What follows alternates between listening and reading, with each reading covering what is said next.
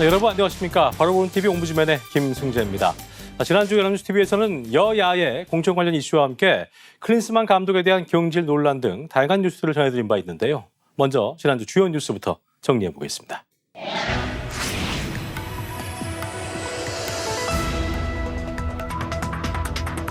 총 24개 후보고요. 야권의 유일한 후보인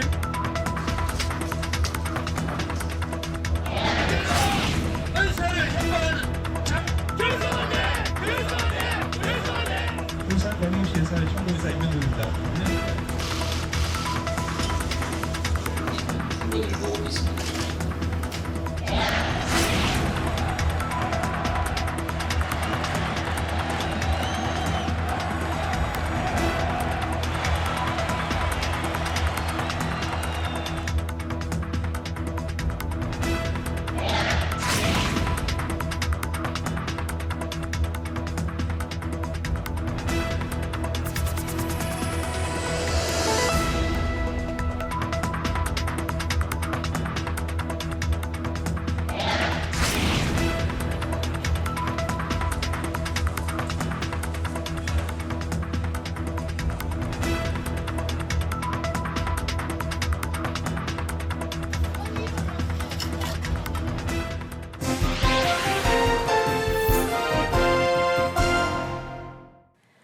한 주간 보도 내용을 짚어보는 연합뉴스TV를 말한다 안지연입니다.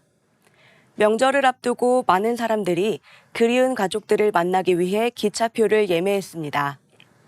수요가 많은 노선은 순식간에 매진이 되는 등 명절마다 치열한 예매 전쟁이 이어지는데요. 그런데 막상 명절 연휴 기간이 되면 예매 취소로 4% 정도가 빈좌석으로 운행된다고 합니다. 연합뉴스TV는 지난 10일 토요와이드에서 이와 관련된 내용을 다뤘습니다. 보도에서는 명절 연휴에 증가하고 있는 기차표 취소 현상에 주목했습니다.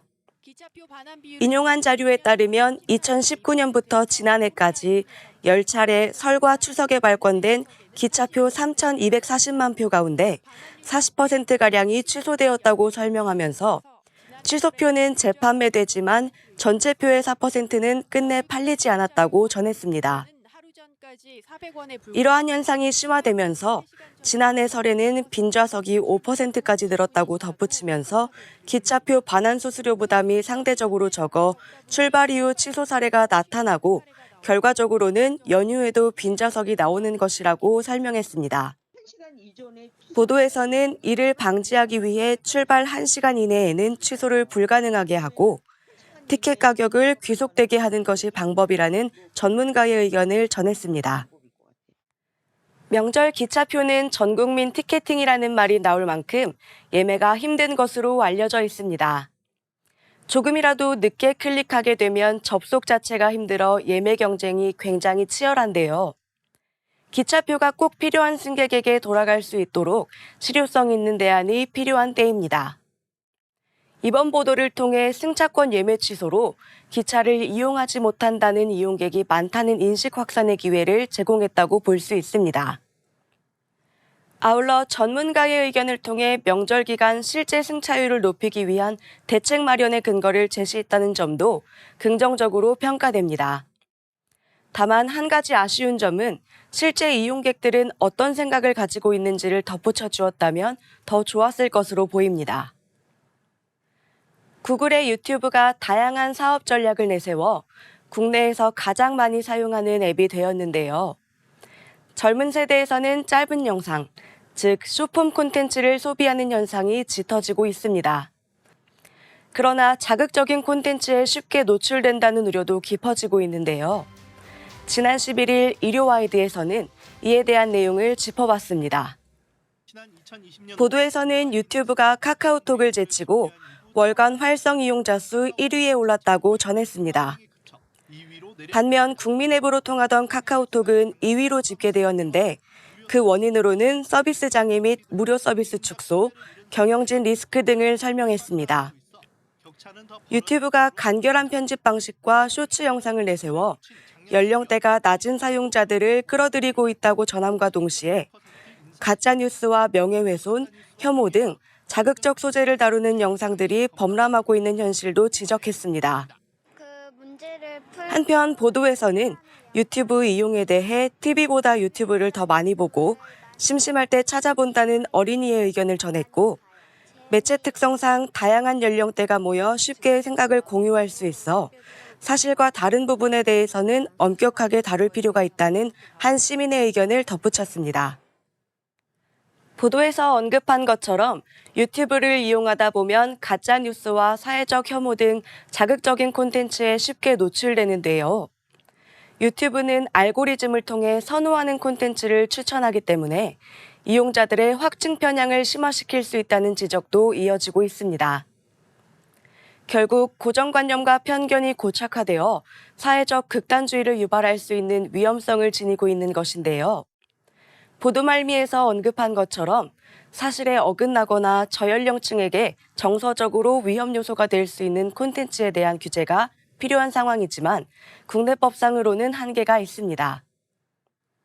이 보도는 많은 사람들이 이용하고 있는 유튜브라는 플랫폼 이용에 대해 다시 생각해 볼 수 있는 기회를 제공하고 규제에 대한 논의의 필요성을 강조했다고 평가할 수 있습니다. 그러나 이를 바라보는 전문가들의 시각을 덧붙였다면 보도의 설득력을 더욱 높일 수 있었을 것으로 보입니다. 그동안 수능 점수에 맞춰 대학교와 학과를 선택하는 사례들이 있었는데요. 그러다 보니 2학년 이후 자신의 적성이나 흥미에 맞는 학과로 전과를 하거나 복수 전공을 선택하는 경우도 쉽게 볼 수 있었습니다. 그런데 올해 대학 신입생들은 당장 1학년부터 전과가 허용될 수 있다고 하는데요.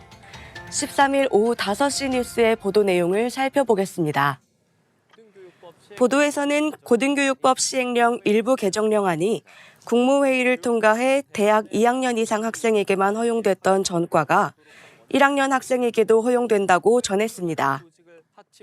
또한 대학 내 벽 허물기를 위해 대학에 학과와 학부를 두도록 한 원칙 폐지 및 학과 학부에 상응하는 조직을 학칙으로 자유롭게 둘 수 있도록 했다는 교육부의 설명을 덧붙였습니다. 아울러 의대 수업도 예과와 본과 6년 범위에서 대학이 자율적으로 설계해 운영할 수 있게 되었다고 전했습니다. 보도에서 살펴본 것처럼 고등교육법 시행령 일부 개정을 통해 다양한 방식으로 대학 조직을 구성할 수 있게 되었습니다. 그러나 이 보도는 단신에 그쳐 아쉬움이 남습니다. 가령 대학 조직에서는 이러한 상황을 대비해 어떤 준비를 하고 있었는지, 고등교육법 시행령 개정으로 인한 효과 등 우리 사회에 미치는 영향에 대해 다각도로 짚어봤다면 고등교육법 시행령 일부 개정의 취지와 그 의미를 파악하는 데 많은 도움이 되었을 것으로 생각됩니다. 후속 보도에서는 이러한 내용들이 잘 어우러지길 바랍니다. 정부가 의사인력 확충을 위해 2025학년도 의대 정원을 2,000명 증원한다고 발표했습니다. 이후 대한의사협회가 비대위를 출범하고 16개 시도에서 걸기대회를 열면서 정부와 의료계의 갈등이 더욱 깊어졌는데요. 14일 뉴스워치의 보도 내용을 살펴보겠습니다. 보도에서는 대한의사협회 비상대책위원회의 기자회견 내용을 전했는데요. 정부의 의대 정원 증원이 불합리한 결정이라며 반드시 막아내겠다는 입장입니다. 김태구 대한의사협회 비대위원장은 기자회견을 통해 의대 정원을 확대할 경우 교육의 질 저하와 대한민국 모든 인재를 흡수하는 한편 의료비 부담의 증가를 주장했다고 전했습니다. 한편 전공의단체는 집단행동을 자제하고 있으나 개별 사직의 움직임에 대해서는 개별성을 띈다고 해도 사전에 동료들과 상의했다면 집단 사직서로 볼 수 있다는 박민수 복지부 2차관의 설명도 덧붙였습니다. 정부의 의대 정원 확대 발표 이후 정부와 의료계의 입장을 다룬 보도가 빈번하게 이어졌습니다. 보도는 주로 두 집단의 입장을 다룬 내용으로 구성됐는데요. 정부는 무너진 필수 의료 체계를 바로 세우기 위해 반드시 필요한 조치라고 설명하고 의료계는 불합리한 결정이라는 의견을 내고 있습니다. 이 보도에서는 그동안 집단 행동에 대해 신중한 태도를 보인 의사협회의 목소리와 전공의 내부의 개인적인 움직임 등에 대해 전했습니다. 이와 함께 복지부의 대응 방식도 전해 의대 정원 확대에 대한 현재 상황을 살펴볼 수 있었습니다. 그러나 이와 관련된 보도는 현재 서로의 입장만을 중계하는 듯한 내용들이 이어져 시청자들에게 피로감을 유발할 수 있을 것으로 생각됩니다. 정부와 의료계, 시민 등의 입장을 헤아려 볼 수 있는 종합적인 보도가 이어진다면 현 상황을 다각도로 바라볼 수 있는 기회를 제공할 수 있을 것으로 보입니다. 지금까지 연합뉴스TV 시청자 평가였습니다.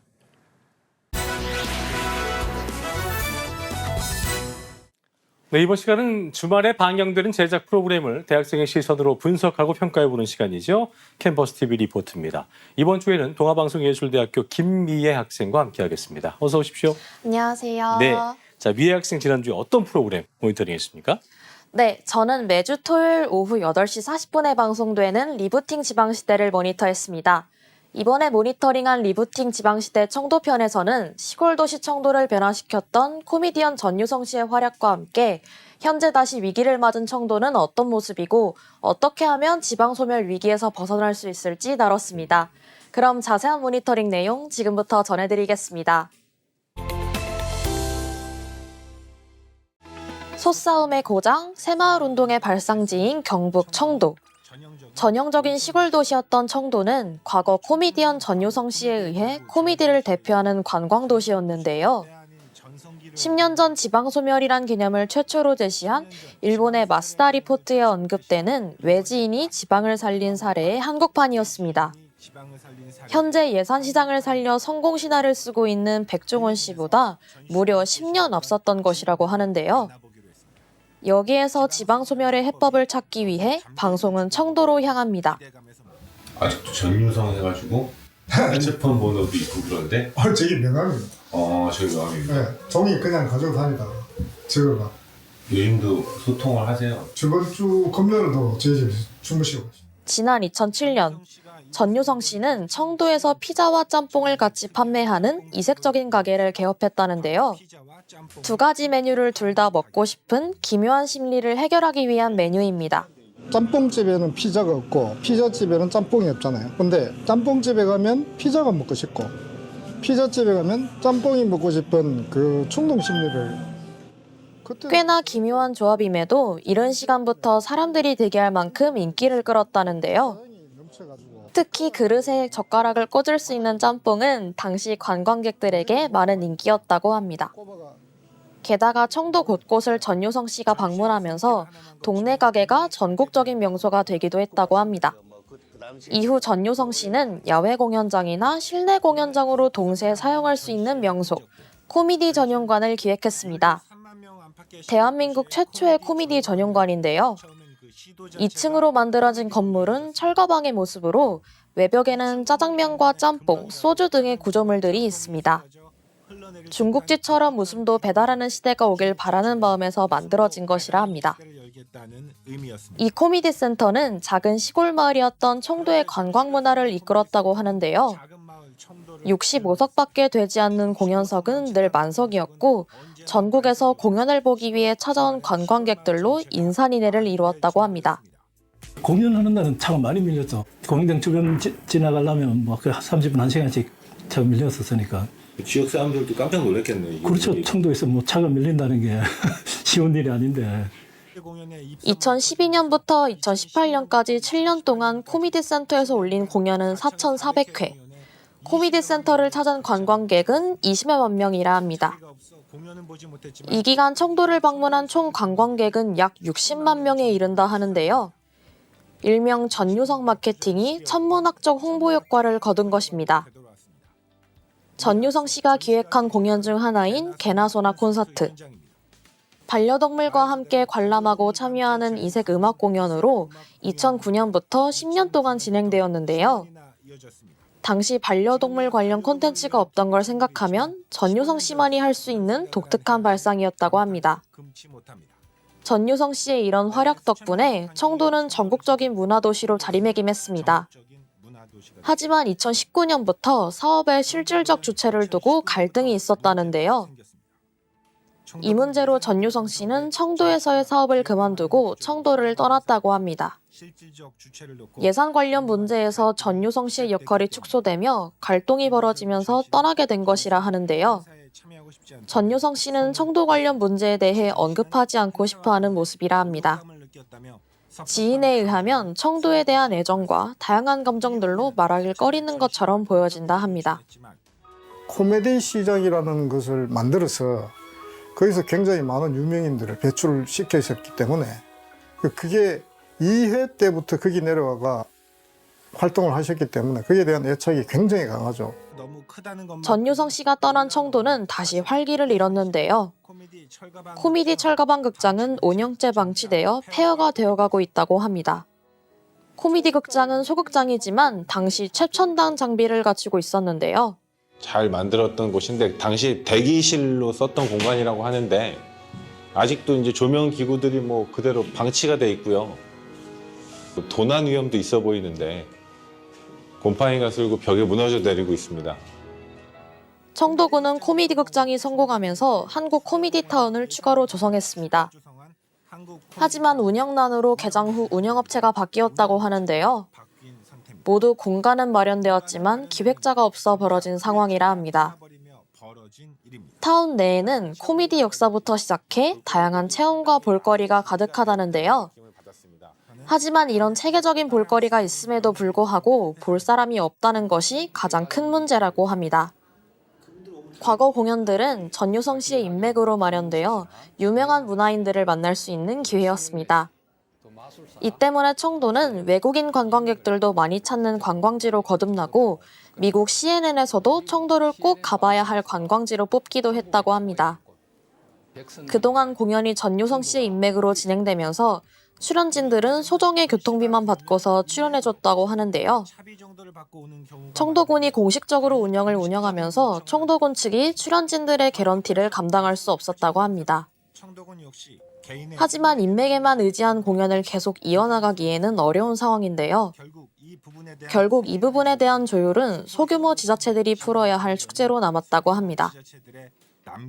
전유성 씨는 공연 기획 외에도 마을 곳곳을 관광 상품으로 발전시켰는데요. 특히 청도의 몰래길은 재미있는 테마를 바탕으로 새로 만들어진 길이라고 합니다. 구라치기 없기, 큰소리 안 내기, 각종 소원 한영, 분신문 한영, 보는 사람 임자 이런 테마로 길을 만드는 길이 요 길 때문에 정부에서 돈이 10억이 나와가지고 넘어가는 요 길을 새로 닦았습니다.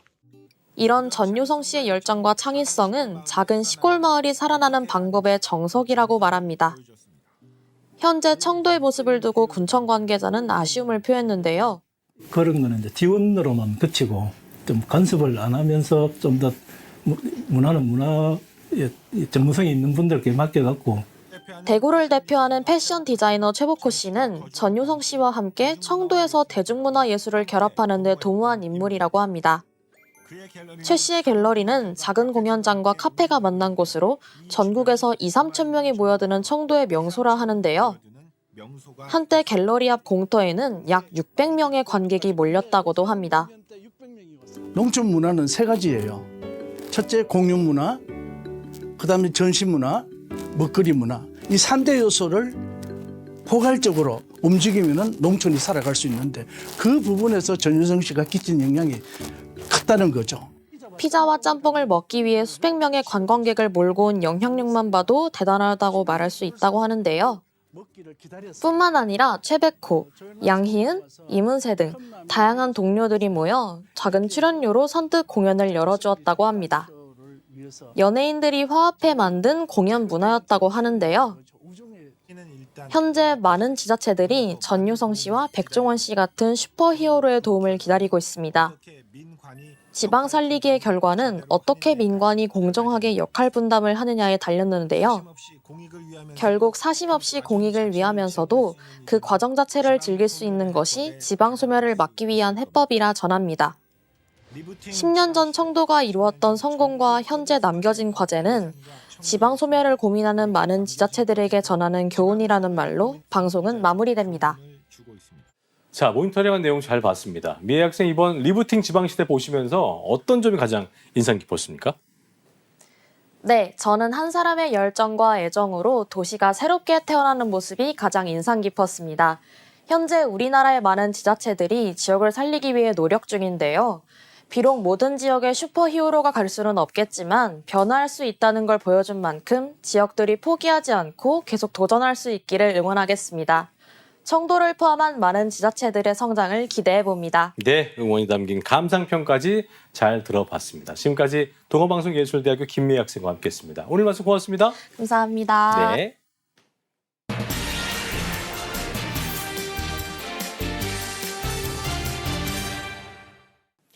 지난 2006년부터 저출생 극복에 투입된 예산만 300조 원.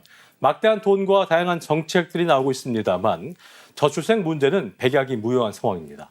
초고령화 추세와 맞물려서 국가의 존립마저 위협하는 요소로 여겨지면서 관련 뉴스가 연일 이어지고 있는데요. 오늘 TV와 비평에서 관련 내용을 자세히 짚어보겠습니다. 도움 말씀에 서강대학교 임종섭 교수와 함께하겠습니다. 어서 오십시오. 네, 반갑습니다. 네. 자, 교수님, 올해 우리나라의 합계 출산율이 0.6명대까지로 내려갈 수 있다는 관측이 나오고 있는데요. 언론이 여러 지표들을 좀 소개하면서 얼마나 출산율이 떨어지고 있는지 또 이게 얼마나 심각하고 위험한 수치인지 보도를 하고 있습니다. 먼저 관련 내용부터 짚어주시죠. 예. 신문과 방송의 최근 보도를 보면 심각성을 쉽게 확인할 수 있습니다. 네네.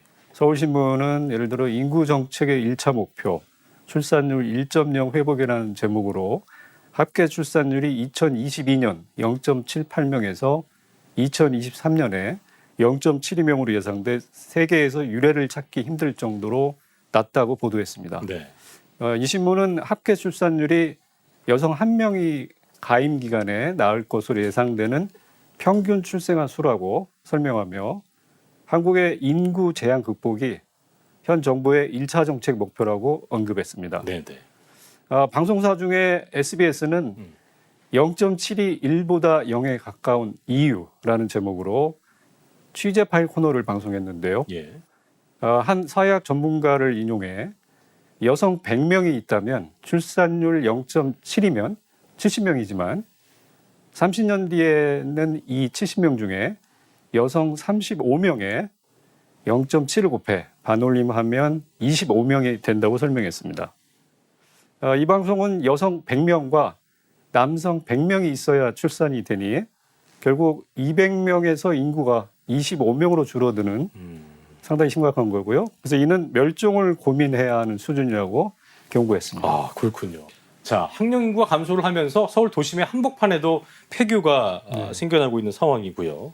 또 국방을 책임져야 될 병역 자원마저 걱정해야 될 상황이라고 하는데 저출생 문제가 이제 교수님 말씀하셨던 것처럼 이미 우리 사회 곳곳에 우려와 영향을 미치고 있는 것 같습니다. 자, 어떤 변화들이 일고 있는 건지 자세한 내용을 보도 내용으로 좀 들어보죠. 예, 제가 두 개의 언론사 보도를 뽑았는데요. 네. 민영 뉴스 통신사인 뉴시스는 결혼은 하고 싶지만 출산은 원치 않는다는 20대를 인용해 노키즈존, 맘충처럼 부모와 아이를 나쁘게 바라보는 인식 때문에 출산을 꺼린다고 다뤘습니다. 그랬군요. 예, 그래서 특정인을 금지하는 것은 차별이기 때문에 네. 특정한 행위를 제한해 양육에 관한 부정적 인식을 줄여야 한다고 이 언론은 보도했습니다. 그랬군요. 그리고 또 하나는 저출생이 인구 이동 자체에도 영향을 준 것으로 나타났는데요. 네네. 한국경제신문은 통계청의 발표자를 인용해 저출산과 고령화로 2023년에 인구 이동 비율이 12%로 1972년 11% 이후 51년 만에 가장 낮았다고 다뤘습니다. 네. 저출산으로 20대 인구가 줄고 고령 인구가 늘면서 이동하는 사람 수 자체가 감소했다는 얘기입니다. 자, 저출생 문제를 해결하기 위해서 정부와 지자체가 앞다퉈서 파격적인 대책들을 내놓고 있는 상황인데요. 총선을 앞둔 그 정치권도 그렇고요. 기업들도 저마다 여러 방법들을 제시하고 있는 상황입니다. 자, 이같이 각계의 저출생 대책에 대해서 언론이 어떻게 보도하고 있는지 이 부분 정리를 좀 해보죠. 예.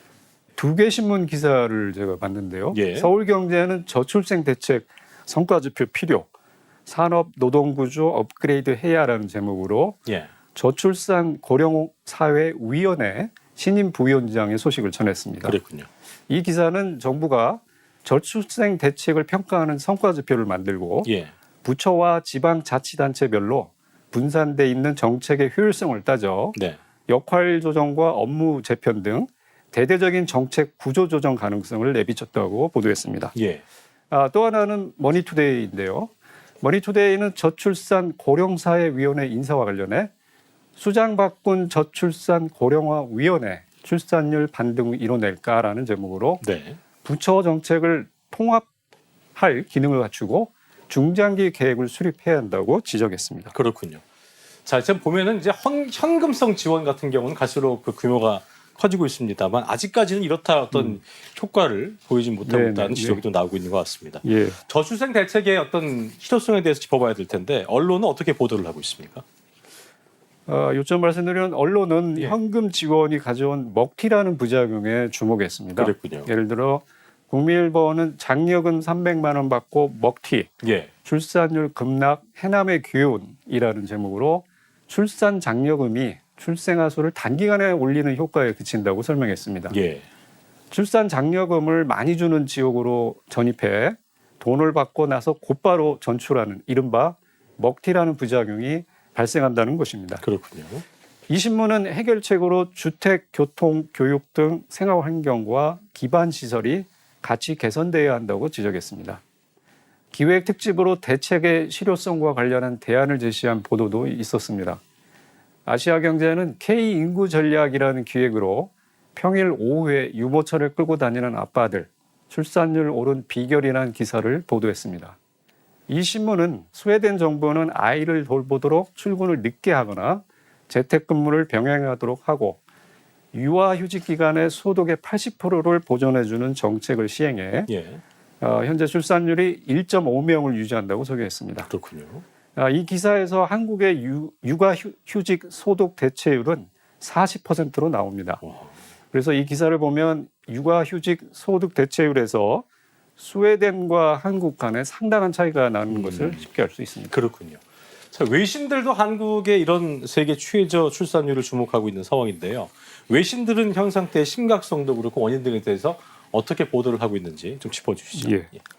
예, 뭐 굉장히 유력 언론사를 제가 봤는데요. 먼저 뉴욕타임즈는 한국 산후조리원의 이용 가격이 기간에 따라 수천 달러에서 수만 달러이며 한 조리원은 마사지 등 서비스를 제외한 2주 이용에 6천 달러, 우리 돈으로 798만 원이 넘는다고 보도했습니다. 그랬군요.